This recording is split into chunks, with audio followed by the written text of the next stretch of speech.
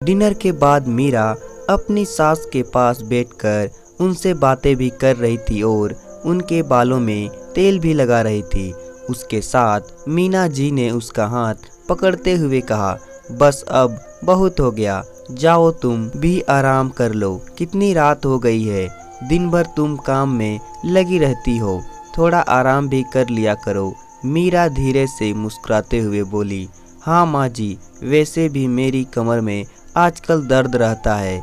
मीना जी चिंतित स्वर में बोली, तो बहू तुमने मुझे पहले क्यों नहीं बताया? अब जाओ जाकर आराम करो और सुबह उठकर थोड़ा योगा भी कर लिया करो तो कमर के दर्द से आराम मिल जाएगा। मीरा अपनी सास का प्यार देखकर मुस्कुराती। मीना जी पहली बार अपनी बहू के पास कुछ दिन रहने के लिए शहर आई थी।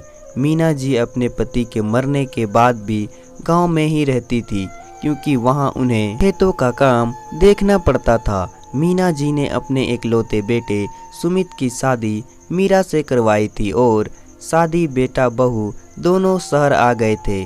उनकी शादी के 7 महीने बाद मीना जी शहर आई हुई थी। यहाँ आकर वह बेटे बहू के सुखद गृहस्थी को देखना चाहती थी। मीरा जैसे ही कमरे में पहुंची तो उसके पति ने रोमांटिक मूड में उन्हें अपनी ओर खींच लिया। मीरा दर्द से मारे चीख पड़ी और सुमित हैरानी से बोला, तुम इतना चिल्ला क्यों रहे हो? मीरा कहने लगी, मेरी कमर में दर्द हो रहा है। सुमित खिसकिया उठा और कहने लगा, बेडरूम में आते ही तुम्हारा नाटक चालू हो जाते हैं। सीधे सीधे यह क्यों नहीं कहती कि तुम मुझे खुश नहीं करना चाहती? अगर तुम दिन भर घर के सारे काम कर सकती हो तो बेडरूम वाला फर्ज क्यों नहीं निभा सकती? यह सुनकर मीरा रोने लगी। सुमित ने गुस्से में उसे बाहर निकाल दिया। बेटे बहू का झगड़ा देखकर मीना से रहा नहीं गया। वह सुमित के पास गई और कहने लगी, यह तुम क्या कर रहे हो? तुम्हें अपनी पत्नी का दर्द दिखाई नहीं देता क्या?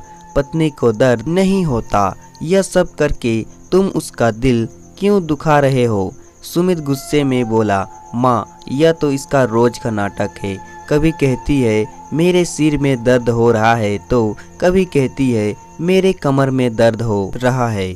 मीना जी गहरी सांस छोड़ते हुए बोली, देखो बेटा, जिस तरह तुम दिन भर ऑफिस में काम करके थक जाते हो उसी तरह तुम्हारी पत्नी भी थक जाती है।